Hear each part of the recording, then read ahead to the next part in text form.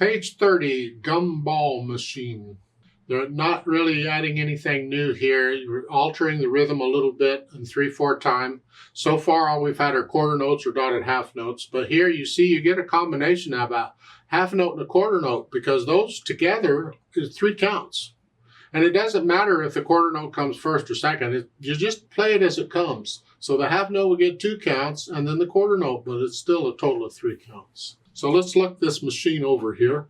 3/4 time, I have 3 counts in a measure, quarter note gets a count, 2 lines long. It's got a repeat sign, so we're going to play it twice. I see half notes and quarter notes and dotted half notes. Now they don't have finger numbers on all the notes, which is fine. You got to read the note names and you got to remember which finger is on which note so you know which finger to use. So you're just playing whichever finger is on that note to play that note name. For instance, in the right hand, we're going to put the right hand on middle C here. That puts the hand, or the thumb is here, the hand is here. It's called a C position here because C is the bottom note. The bottom note tells you the name of the position.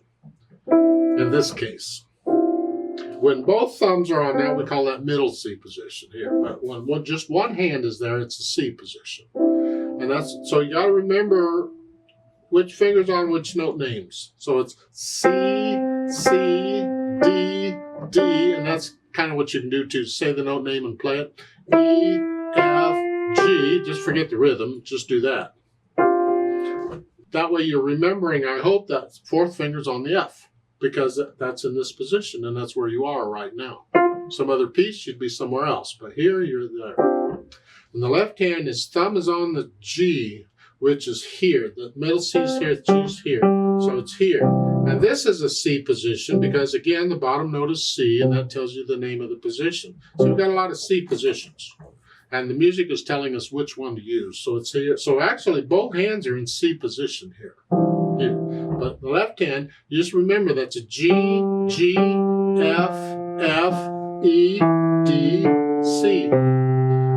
So just remembering which finger is on which key. And once we can do that, then I can add the counting. 1, 2, 3. 1, 2, 3.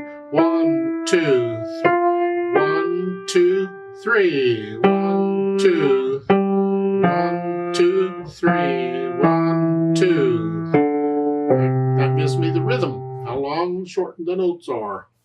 And once I can do that, I go over it carefully and get rid of any hesitations. And remember, this is repeated, so you play it twice. Then the MF, mezzo forte, sort of heavy, sort of loud. Whatever you think that is. It's not loud, it's just sort of loud. How fast you go? Well, how fast would you sing it? You decide, I don't care.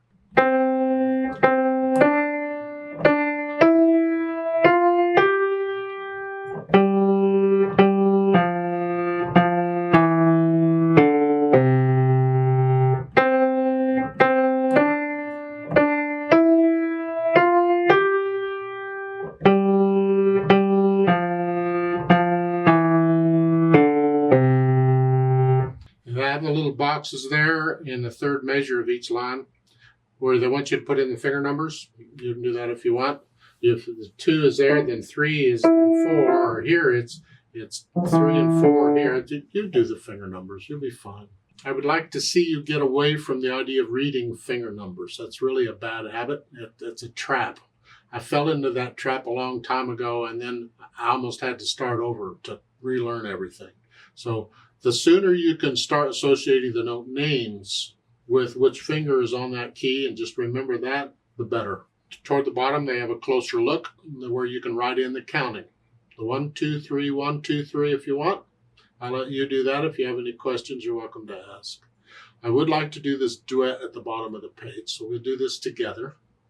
I'll give us 3 counts. And again, I need you to go up an octave. So instead of here, just pretend the middle C went up. So the hands go up here. And this is middle C, and you're up here. Up here.